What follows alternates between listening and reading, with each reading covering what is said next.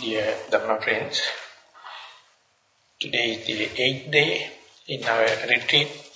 Accordingly, we are going to take the opportunity for the 8th Dhamma talk.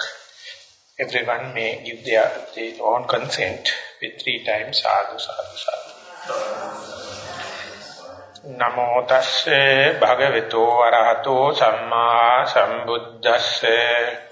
Namo tasse bhagavato arahato samma sambuddhasse.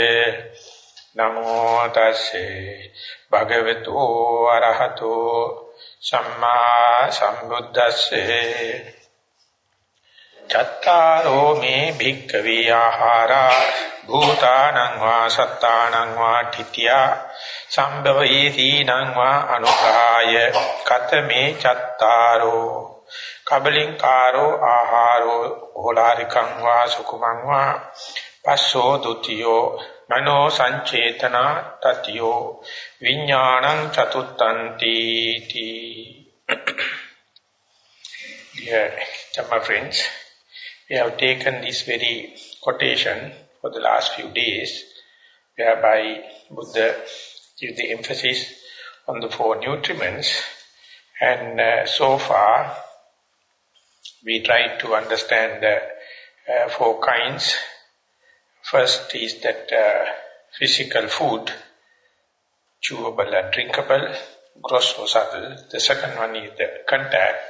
The third one is the mental formations or motivation, volition, not the motivation, the volition. And the last one is the consciousness itself. And that is the one going to become the today's topic. And if you go back to the source or the proximate cause for this sutta, it also was basically due to the misunderstanding on this particular subject, namely the consciousness.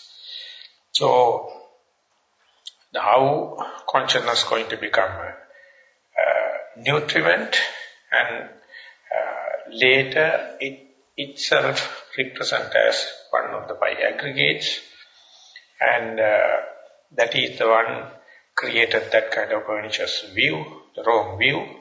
So whenever we are going to learn about this consciousness, just like the mental volition, these also have different facets or different nuances, different meanings. So yesterday we tried to understand, according to the dependent origination, the conventional representation of 12 links. It is begins with avijja, that is the ignorance. Due to the avijja, or as avijja or ignorance as the base, these mental volitions are going to take place. Or more our will, our chetana going to take place. And when and where there is no avijja, or there is no bewilderment, if there is no misunderstanding, if there is no ignorance, there cannot be any kind of volitional activities that indicates when and where the mind becomes pure, free of ignorance, that it is ready to accept as it is, ready to accept the things as they are. If you go back to the other way around, as much as we have ignorance, as much as we have our own bewilderment and darkness, defilements in our mind, we try to manipulate, we try to monitor, we try to include our volitional activities into the phenomena, into the experience, whatever we are going to meet up with. So when and where there is volitional activities, that is the one going to give the directives or guiding or adverting to the consciousness. Based upon that guidance, on that advertisement only, consciousness is going to work. So therefore the proximate cause for the consciousness to work is this very volitional activities. So there's a close relationship between volitional activities or mental volition and consciousness. So avijja pacca sankhara, sankhara pacca vijnana, vijnana pacca nama rupam. According to the consciousness only, the physicality and mentality going to arise. So in the sense of physicality or mentality never arise without a consciousness. So consciousness is one of the nutriments or essential basic needs for the physicality and mentality to arise. And that type or kind of physicality and mentality decides what the consciousness is going to select. And the whole selection criterion decides by the mental volition. So this is the way it is being explained in the theoretical sense. So we have to first try to digest it or to understand it, get the book knowledge, and then to put into our inferential knowledge or rational knowledge to see whether this theory presented by this book knowledge is digestible, is it rational, is it deducible. So therefore first we have to understand, due to the ignorance we manipulate, due to the ignorance we steer, due to the ignorance we try to adjust it, due to the ignorance we make up. And according to that make-up only, the consciousness is going to work, and then consciousness decide what kind of physicality and mentality, what kind of aggregates going to happen. So therefore everything is a chain action. One decide the other, that decide the other one, and that is a kind of a linear presentation. But when it is happening, it is multidimensional. It is happening in the matrix. But this is a kind of a one-to-one relationship. Someone to get the basic idea on the theoretical basis, on the basis of the book knowledge. So therefore, if someone knows when and where the consciousness is charged with or directed with the volitional activities, it always gives rise to kind of a physicality and mentality or kind of a five aggregates, and accordingly each and every being going to meet up with that particular phenomena, that particular experience, and therefore experience is in the sense already decided, already premeditated by the consciousness. So therefore if someone have a kind of control, slowing down and taming and make the consciousness side kind of a restraint, then one has a certain amount of controlling capacity to the experience that is going to happen. So we have to understand what happened and what is happening, what is going to happen. If someone feels that what is happening is not the best, if it is so, someone is always searching about a betterment or something, a greater goodness. So in order to achieve that, what is the Buddha mention is, what is now happening is already in the momentum, in an acceleration due to our past habits. So one has to observe it very patiently for a long time. What are the selection criteria? What are the yardsticks? What are the ways that motivations, our volitional activities are working, and accordingly how in each and every thought moment the consciousness is colored, and accordingly that how the phenomena, how the experience is going to happen. So therefore, if someone wishes to understand the mechanism, when the generator is running at a very fast speed, 1,500 per minute, very difficult to see its inner mechanism. So therefore one has to understand if it is generating a wrong kind of a current or destructive current of current, if we have to understand how it happens, we can't completely stop it, or therefore we have to slow it down. So therefore, when and where someone is ready to see this mechanism, if someone wishes to see the formula with which that machine is working, one has to develop mindfulness with slowness and slow pace. That is why it says silently, mindfully, slowly you have to work. That indicates if you are work with very active, very dynamic, very fast pace, lot of objects, lot of experience, lot of phenomena going to happen with very least and meager amount of mindfulness, then very difficult for you to grasp it.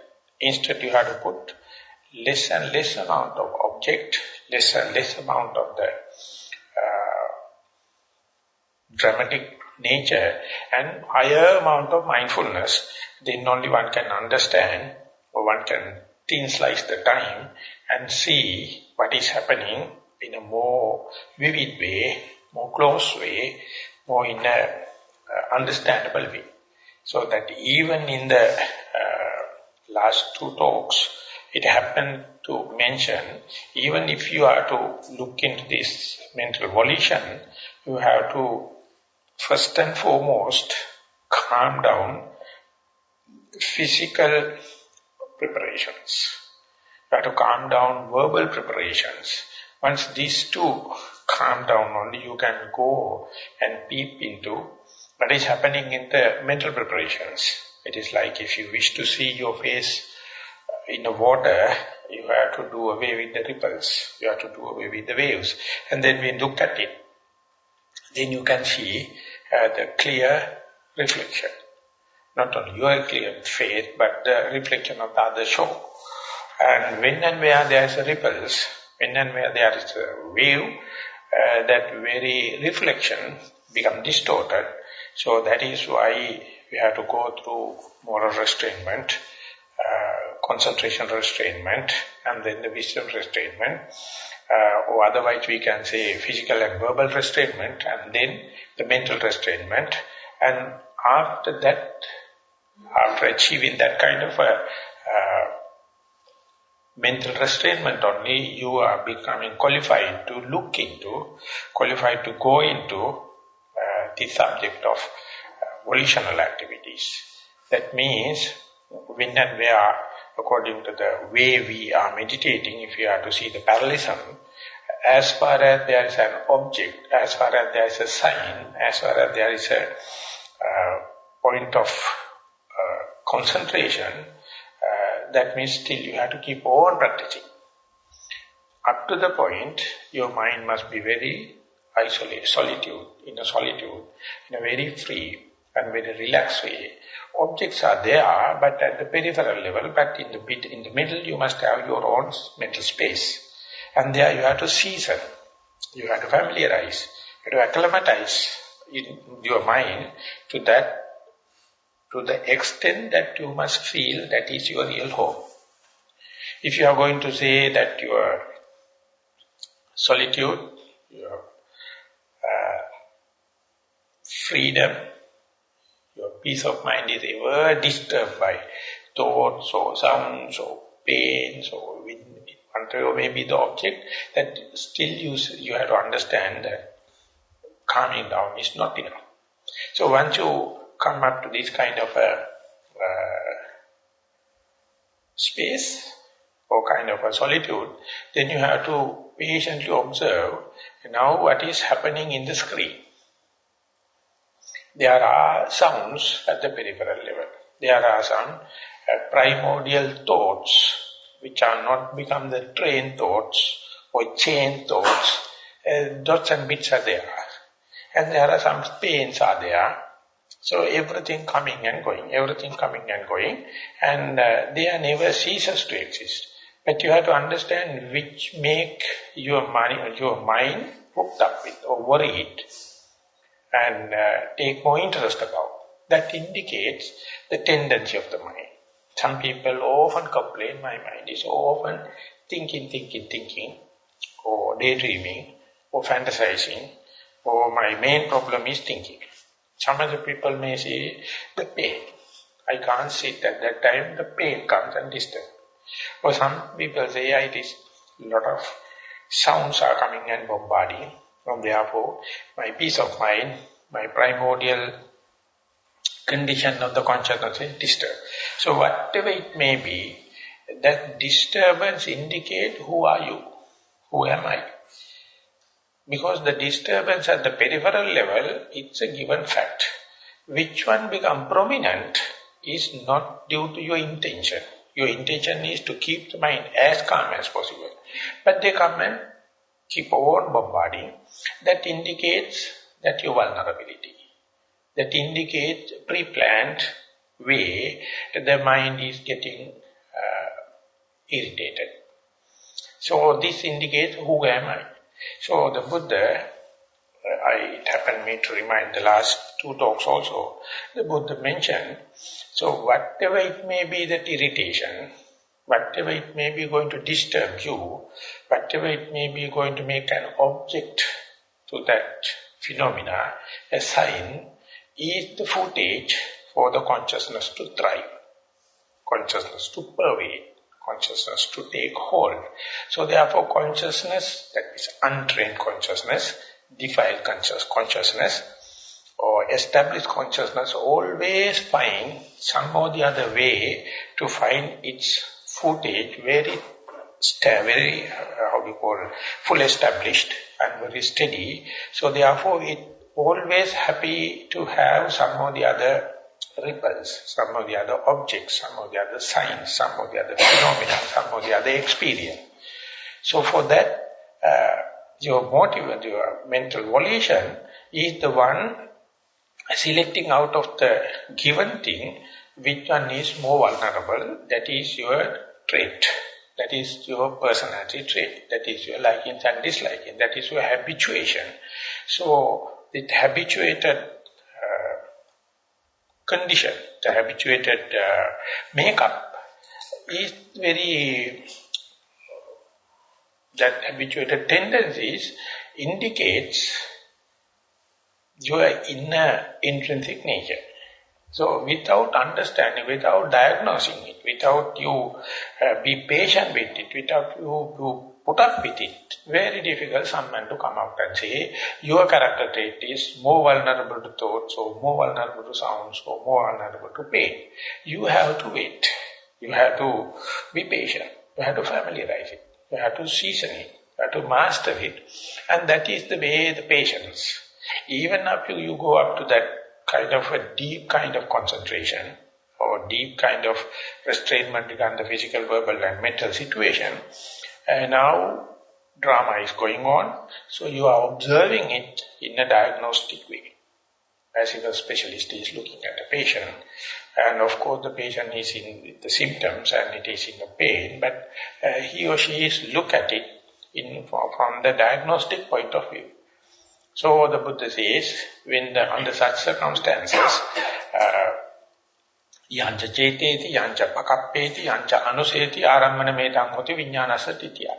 At that time, whatever you are going to think, it is not that you are thinking, even if you wish to not to think, there's a kind of passive thinking going on. Even if you are not going to make future planning, intentionally and consciously, that our habit is that we have been so conditioned for, since unknown time, always future planning. So passive thing also happening. And there are some habitual tendencies happening. One or the other thing is happening. And they are very seriously or very with full responsibility, you have to understand under even such circumstances, is there any kind of active thinking? Is there any kind of active future planning? And if it is so, you are the culprit. You have to pay for that. Your karmic forces are going to initiate on these kind of things. So you must be co-prepared. You must be well instructed and not to have any kind of active thinking or conscious thinking, conscious planning, and you have to still be patient, even you do not have kind of that kind of intentional thing. The passive action, passive planning, passive thinking and habitual tendencies, dispositions are going to take place. So now you are observing a human mind. Don't claim that this is my mind. Just see you are in a very deep layer, or not at the tip of the iceberg. Now you are in a subsurface, submarine area. Observe as if you are an archaeologist or deep sea observer. See everything before going to draw a map, or before going to implement any kind of a methodology. You must have enough data in your feasibility study. In this sense, if you are going to jump with your theoretical understanding, or what you like to do, or what you have to go accelerate the program, or try to be smart, each and everything is work negatively. So each and everything coming out of either due to the desire, or due to the conceit, or due to your egocentric thinking. So you are withdrawing them as a restraint, as an experiment, as a challenge. You try to not to do or do away with any passive thing, any active thing, any conscious thing, but you can't, even though you are so efficient and so restrained and so calm and tamed and docile, you can see huge wave, huge speed, huge momentum, huge acceleration is happening. So observe it as long as possible. Then the Buddha says, if there is kind of a thinking, if there is a kind of future planning, if there is a kind of a habituation, habitual tendencies, the vijnana take the main advantage of it and take the footage, take the anchorage, establish upon that. So if you decide, if you make yourself train, if you make yourself restrain, not to have any kind of thinking, so you can do away with it. That is a kind of a restrainment in the utmost point of view. Your restrainment regarding the physical activity, it's something extra other people can see, other people can guide you. Your restrainment regarding the verbal articulation, that also related to other people, and other people can help you. But when you come up to this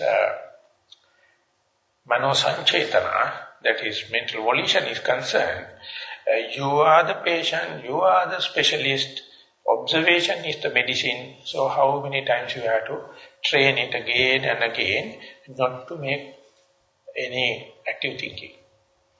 And ultimately the thinking also going to slow down if you are not going to use so much of nutriments for thinking faculty. And then the future planning and these habitual tendencies, these things are going to take going to give the footing for the consciousness to take place. And then you have to then understand, you have to do away with future planning also. So I try to indicate you may plan your future with very benevolent, Samaritan ideas, as if I will not fall into sick. I will not eat the bad things. I will do all the kind of good exercise, and it appear like very healthy, very good future planning like, but even that, even this kind of perversions, it appear like in a perverted way, and that itself is becoming a nutriment. And if you are going to help your dear and near ones, it will appear like very benevolent, religious, altruistic. And you think, what is the mistake? What is the wrong? Why it is why should I do away with it? But that itself is becoming a nutriment. So if you are becoming compassionate to others, compassionate to your dear and near one, and thinking about your future planning, and to gain fame and other kind of thing, not to do mistakes, all the things appear like very, when I'm traveling in America, I see some advertisements. If you met up with an accident, don't pay for us. We will fight the game. We will fight the case. Once we win, we will give you the share. So why don't you come to us? So lawyers are peeping into the drivers when you are driving. These lawyers are also the same. They are coming and say, we are the free, we are in a solitude, why should not we think about our future? This is the time we get the full time, we have the idea and a bright mind and the creative mind, the productive mind. What about thinking about the future in terms of my own health? What about thinking about my own dear and near ones? What about thinking about my gain and fame? What about thinking about not to do mistakes? So everything appear like very good lawyers. They don't have any charge. Once the case win, you are going to get your share. So Buddha recognized one and each one, he says, in the social context, in the ethical context, this may appear something like wrong. What is the wrong with thinking about the benevolent of the others? What is wrong with thinking about your own future health? What about thinking about helping poor people? What about thinking about not to do mistakes? But each and every one is a perversion happening in a perverted way. Underneath, there's a kind of appeasing towards the desire. There's a kind of one-upmanship, the conceit going to take place. Or re-establish your ego. That consciousness is losing its battle, and therefore it try to re-establish the ego. So for that, it is now not talking about the bad things. It is not talking about the physical misconducts, verbal misconducts, mental misconduct. Instead, it is taking good things. So they become the future planning. So therefore, you have to be aware, go prepared. Now you are in a sphere where that you can't go back to the ethical responsibilities.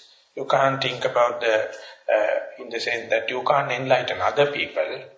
Only thing you can do is maintain this the pure state, maintain this solitude, maintain this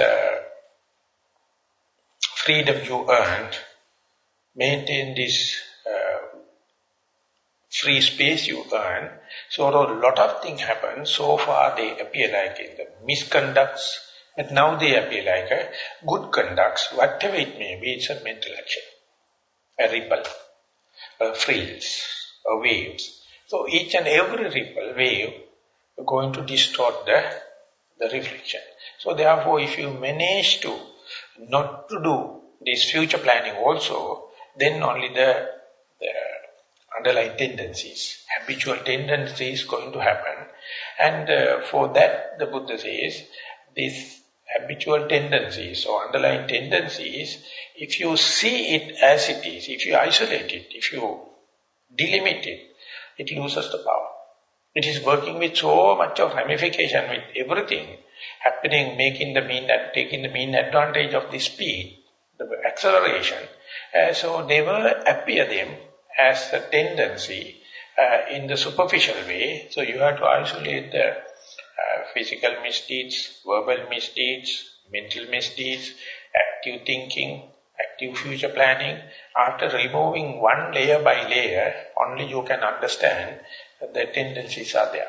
So whenever you understand the tendencies, and if you are bold enough, if you are radical enough, if you are strong enough to disclaim them, this is not me, this is not mine, this is not myself, because these tendencies are not leading you towards the well-being of yourself.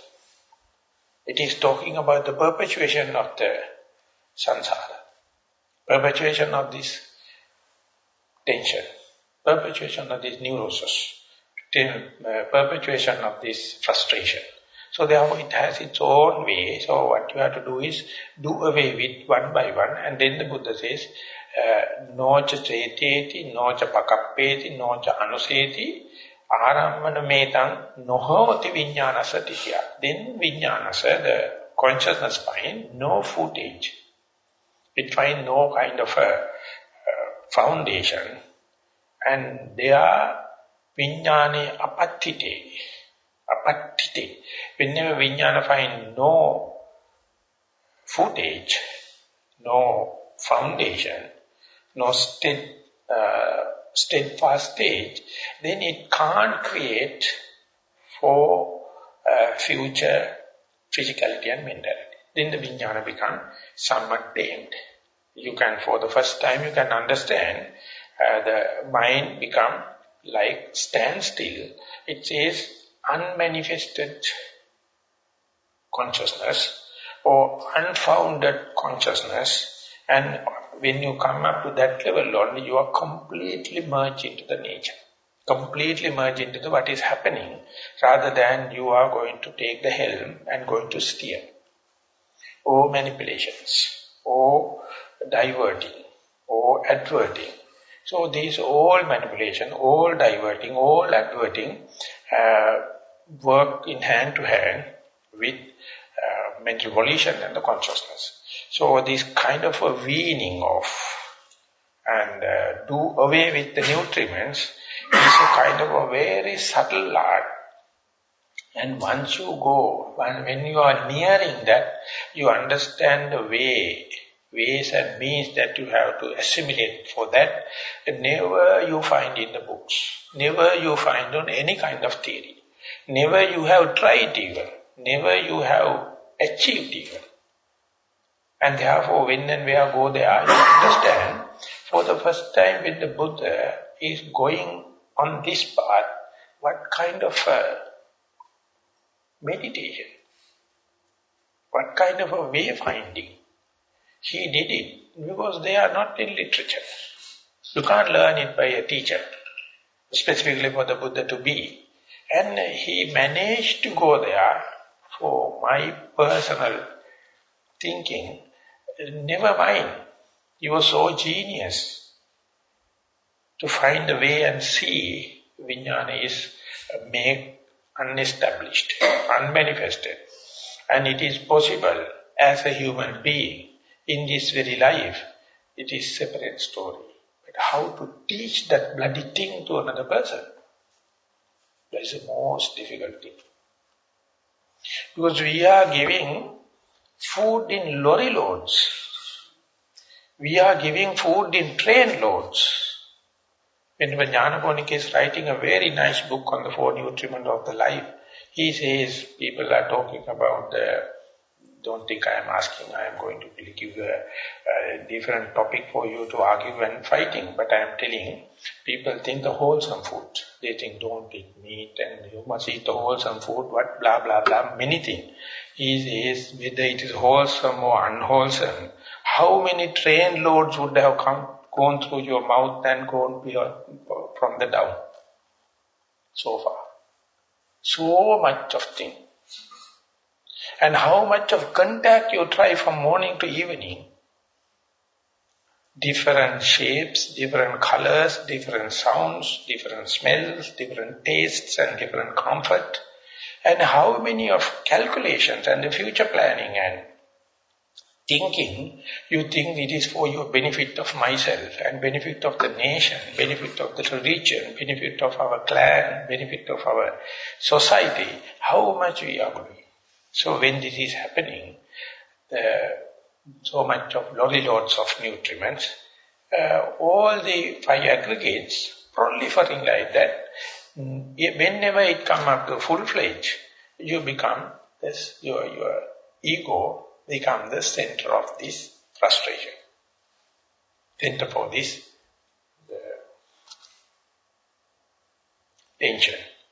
And you think that you have kind of a tension all the time. Whatever you are going to do, ultimately end up with the tension, and where it leads once you go to the deathbed. And when you go to the sleep, where do you stop? And where do you start next day morning when you wake up? All these things are happening in a steadfast way, but you have no controlling power. If you wish to have the controlling power, you have to debase, you have to disclaim, you have to do away with the nutriments.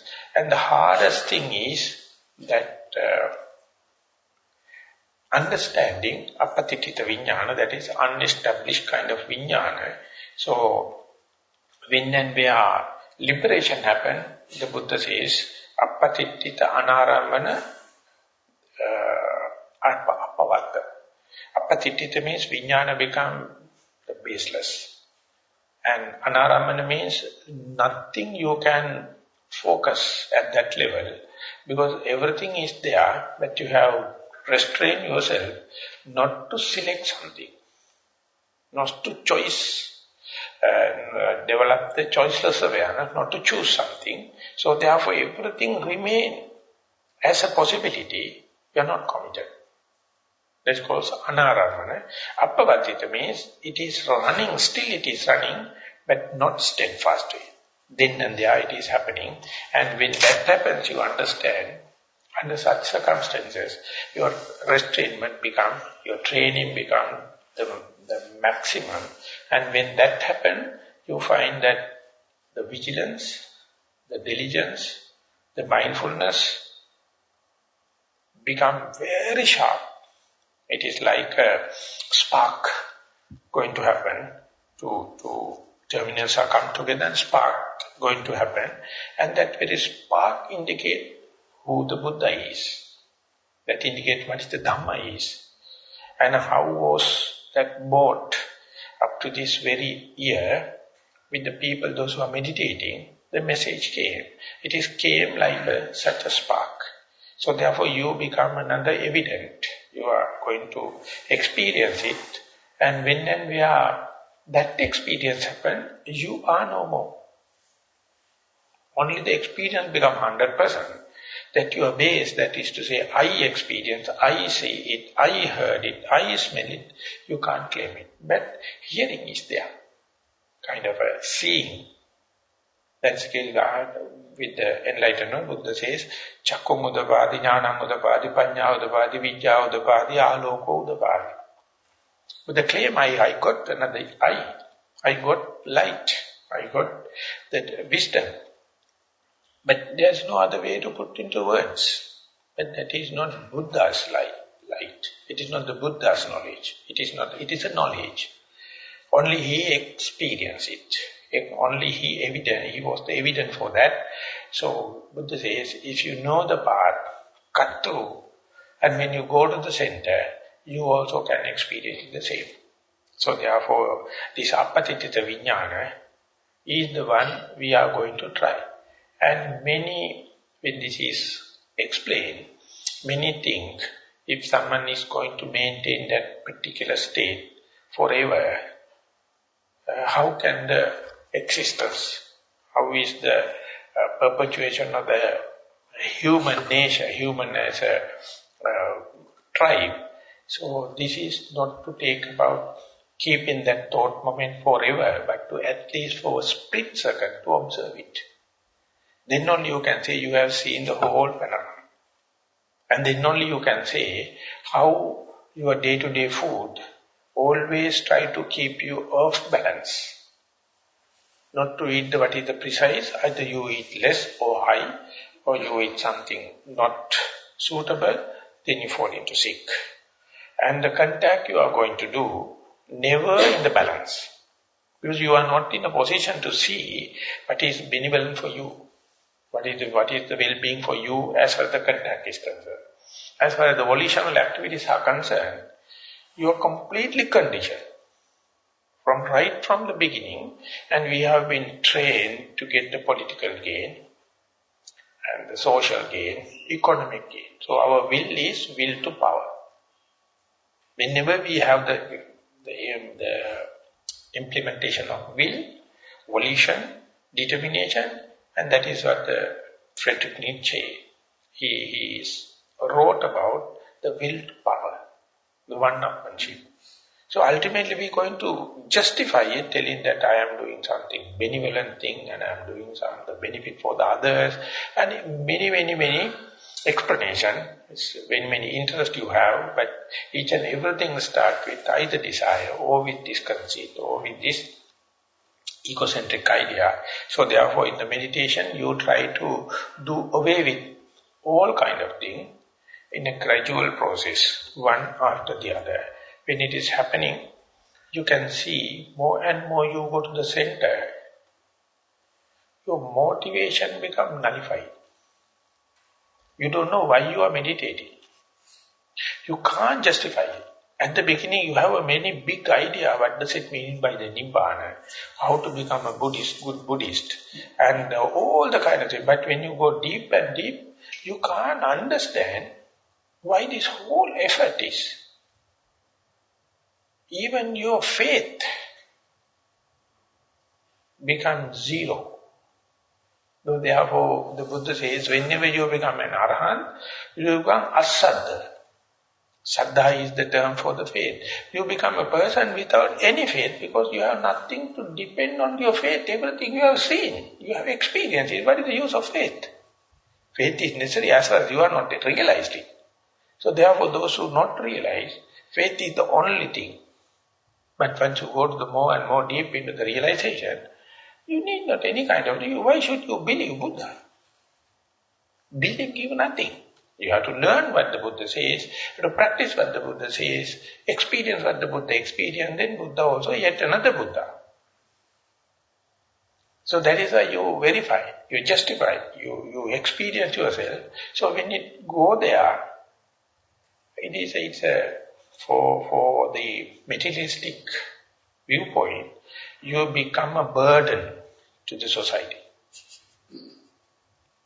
No use. What you are doing is no political gain, no social gain, no economic gain, but still you are striving like anything with sacrificing your whole life, your whole earnings, your whole knowledge, everything gone. You are fighting ultimately. You yourself do not know to where, to achieve what. So therefore, as the motivational theory is concerned, more and more you go to the understanding of the mental volitional activities, the consciousness, you feel you are slowly caught up into the current, into the eddy current of the nature. Everything happens, everything is going to happen through nature.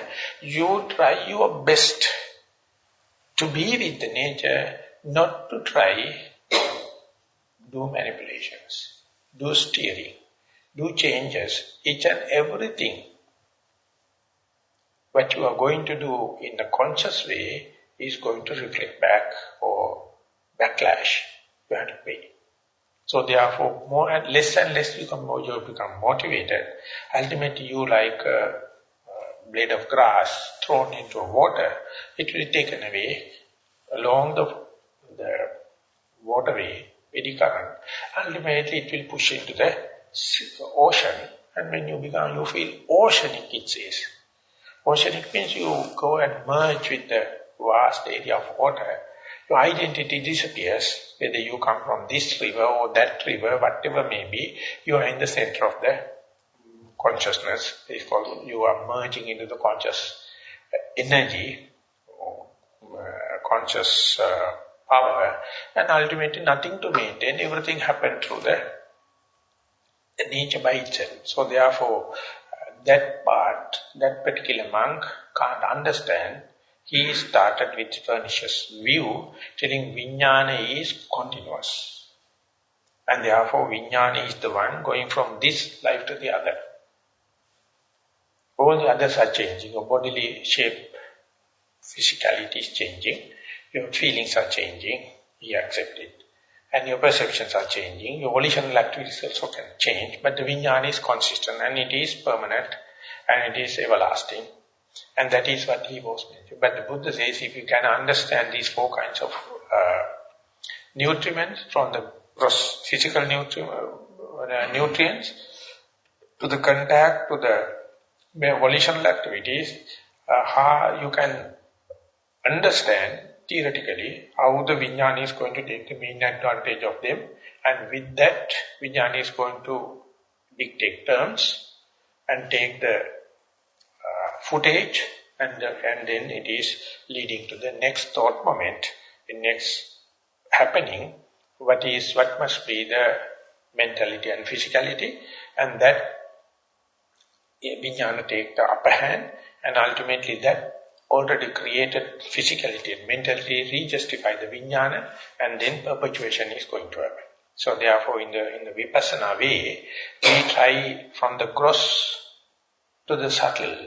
When you are going from this mental volition activities onward, you will get really in the ambiguity, to the push into the ambiguity, how to justify the moral responsibility. Up to the volitional activities, the morality, moral responsibilities is something you are answerable. But beyond that, you see that as far as if you are thinking in terms of the space and time, you get caught up. You have to do away with the space and time. In order to do away with the space and time, you have to see the morality, moral responsibilities work only in when and where the space and time come into being.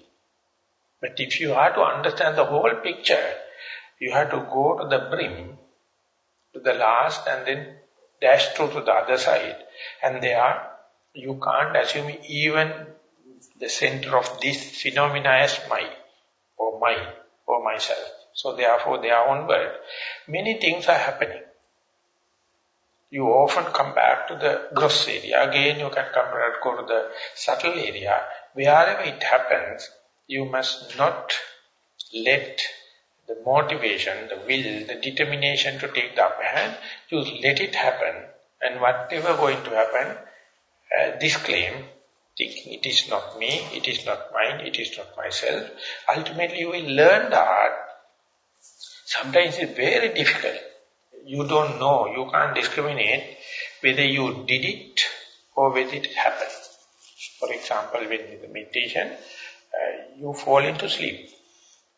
You can't understand whether you are in a sleep or it's a kind of a mindfulness, kind of a awakening, continuing through this. So under such circumstances, if you are going to say, I am in a group sitting, if I am going to collapse, if I am going to not in the symmetrical way, he or she going to feel guilty.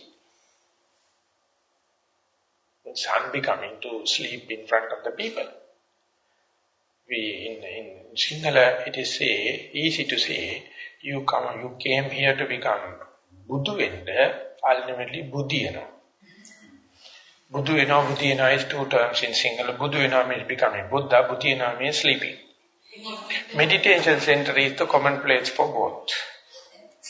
So when such a thing happens, how many times you have to do the same mistake and disclaim, unless otherwise you have to understand this situation, with whether it is with mindfulness or without mindfulness, very difficult for a second person to come and say, you should not do this experiment, and if it is so, you have to go to a separate place and do that kind of thing. That is why when the Venerable Moggallana, he became a first Patana, Sotapanna, and the Fusion, and he wanted to practice all alone. And he went to a top of the mountain cave and start meditating. Soon he became dozy. No one is there. But at that time, there was a very limited number of disciples for the Buddha, and he was scanning through his the extrasensory capacity. He saw that Venerable Moggallana. Of course, he went there in order to have the highest solitude, but start dozing. Then the Buddha appeared in front of him and asked, "Are you dozing?" Then he said, "Yes, sir." Then he came out with different methods, how to deal it with it. All are very simple, practical method. He says, if you feel sleepy, try to catch the notion. Try to catch how much your mind is happy with this slimy, inactive position of the consciousness. If you are appreciating it, definitely you are going to fall into sleep.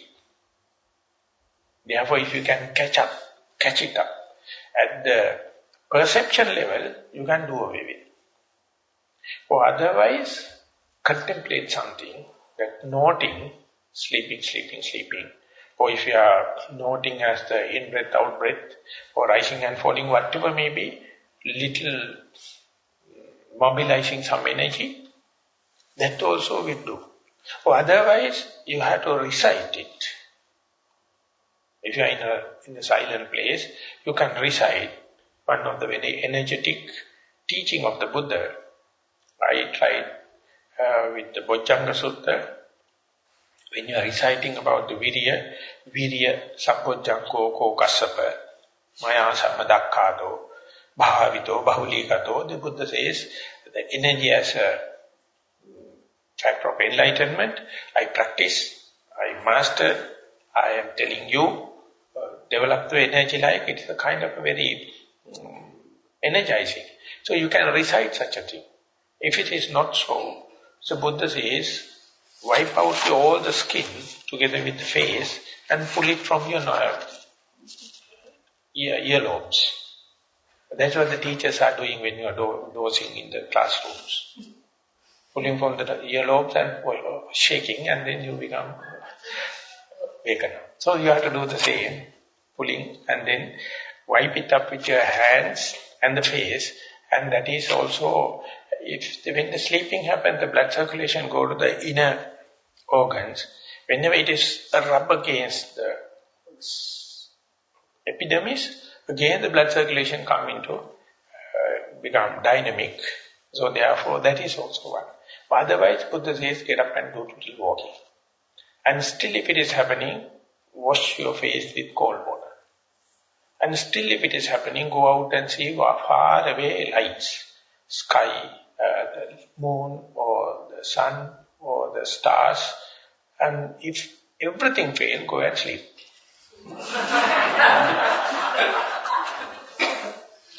Sleep, think a determination, I'll get up by 15 minutes or so, make a posture and go to sleep, and because otherwise you are just wasting time. So you can understand, you have to understand, Buddha never reprimanded him, telling that you are going to a silent place and sleeping. But Buddha says this, very difficult to say whether it is happening due to your intention or not. In the meditation, it's a kind of a thing, kind of a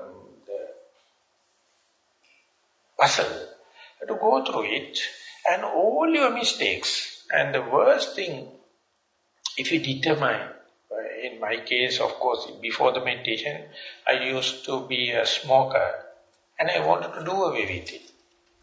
So, but anyway, I can't stop it because I don't have much money, but whenever the money happens, I feel so happy and proud to have a cigarette. But one day I caught up with cold and still had the cigarette. And then I get a very bad taste. Because the sinuses are not so very fresh. So I thought of it is the best time to stop it. So I stopped the smoking. And I went to Venerable Dhammika and told Bhante, today I achieved something.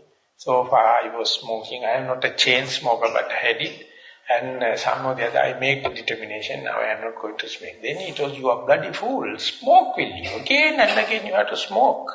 And see how can you develop the mindfulness in smoking. Then only you can control it. Otherwise you are doing with your effort, do it with an immature way, one day again you will going to start. So don't do even the stopping of wrongdoing just for the sake of emotion. You have to see the first, the beginning, the middle and the end of it.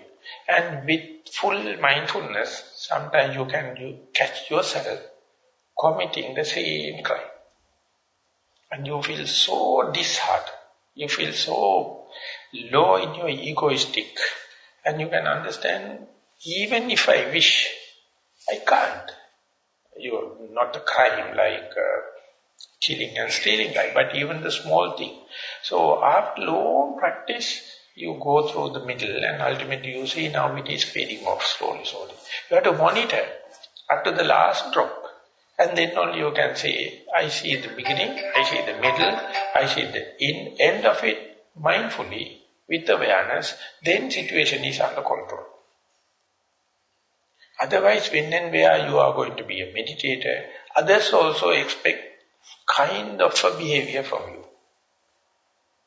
They find fault with you, telling you are a declared person with that morality and declared person with the concentration and wisdom. Why are you committing this kind of, that kind of thing?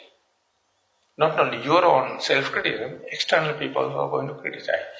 Then it is a kind of a suffering coming out of meditation. Of course, meditating to get rid of suffering. But this is a kind of a suffering coming out of meditation. So there you can understand what is happening there is happening in a very high speed, high momentum, high acceleration. You can't stop it at that level. You have to slow down. When it is slowing down, it's a hell of internal criticism. But if you are consulting a learned, not the learned, experienced yogi, he or she will sympathize you. No one else. Everyone, including yourself, is very critical. So when and where you are going to see how the motivation, the mental volition is going to work, the vijnana, the consciousness is going to work, don't think it is always thinking about your well-being. They have their own personal agenda. So what you have to do is not to stop it and kill it, but to control to the last drop. And then only you can see the beginning, the middle and the end. And you develop so much of sympathy to the other people, those who are doing misdeeds. What to do? Because they don't have any kind of a training. They don't have any kind of a mindfulness. They don't have any kind of their past memories, tools. So therefore, they are already like robots or just like Pavlov dogs. By the emotions they are running. And you can understand your humanness by your little bit of mistakes. Still you are caught up with.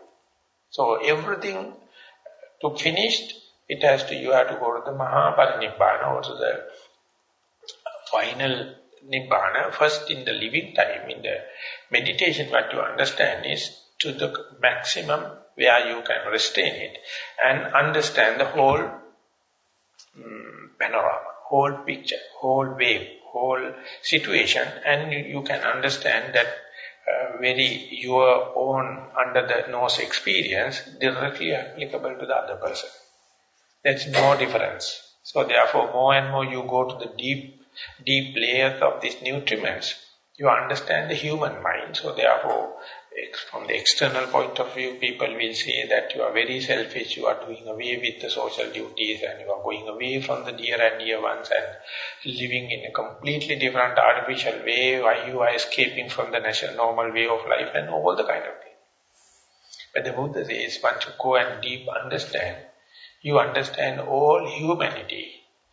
Even you are going to one particular place, you understand the whole universe. Even if you are going to be in the here and moment, you understand the whole time series. And that is the way you have to reduce the task up to the point you have enough resources and go to the deep. And ultimately, deductive knowledge will give the bridging to understand the other places, other people and other types. So that is endowment. That's a kind of a byproduct in your meditation. So the deep side of it is the understanding very consciousness. Consciousness is Buddha, recognize it as a magician. It do all the kind of tricks. So if you are going to appreciate the magic, you will never get caught up with the magician's trick. So you have to look at the magic, but not from the entertainment point of view, to see how the trick is going to take place. So that is the way it is becoming a kind of against the grain. Because so far what we were doing was just appreciating and clapping and appreciating the very magic. But instead the Buddha gave the key or tactic. While observing the magic, see things as they are from the behind the screen, or observe in order to observe the trick of the magic, and then only you can interpret terms. Otherwise, always the consciousness is taking the upper hand, interpreting terms. And this mental volition going to take the upper hand, going to interpret terms. Or your contact going to take the upper hand, going to interpret terms. And your food going to take the upper hand, interpret terms.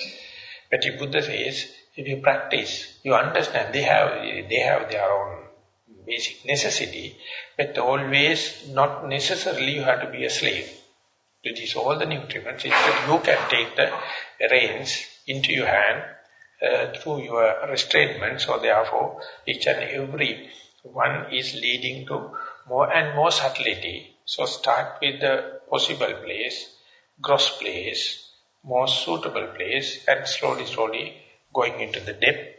And by that, understanding the four nutriments, it is you understand the human mind, including your one, and then only you can see the Dhamma.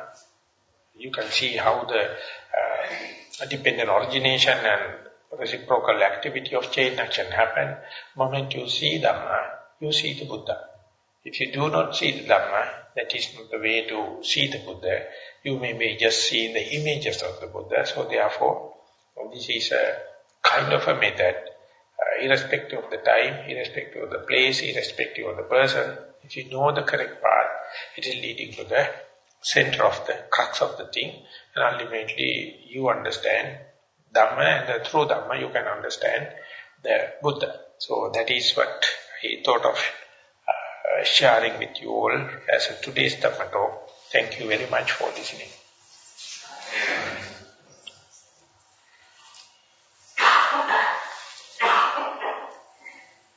Okay, now we are going to take the time to share merits with all the other beings.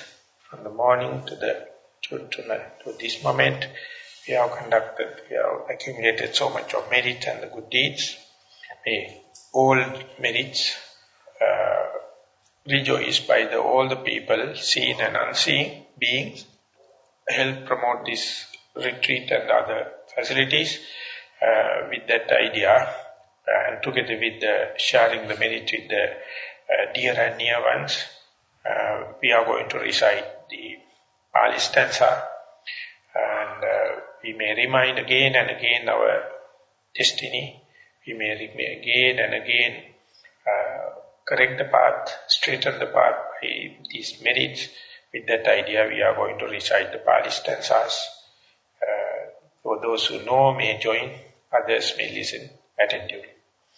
Ettavata changammehi sampatang punya sampadang sabbi deva anumodantu.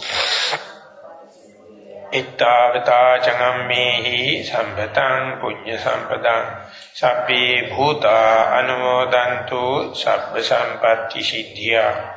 Ettavata changammehi sampatang punya sampadang sabbe satta anumodantu sabba sampatti siddhya. Akasattha ca bummatta devanaga mahiddhika punyantang anumoditva chirang rakkantu sasana Akasattha ca bummattha devanaga mahitika punyantang anumoditva chirang rakkantu desanam Akasattha ca bummattha devanaga mahitika punyantang anumoditva chirang rakkantu mang parang Idang go jnatinang hotu sukita hontu jnatiyo Idang go jnatinang hotu sukita hontu jnatiyo Idang go jnatinang hotu sukita hontu jnatiyo Imina punya kammene mami bala samagamu Shatan samagamu hotu ya nibbana patti Imina punya kammene mami bala samagamu Satan samagamu hotu yava nibbana pattiya Imina punya kammene mami bala samagamu Satan samagamu hotu yava nibbana pattiya Sadhu sadhu sadhu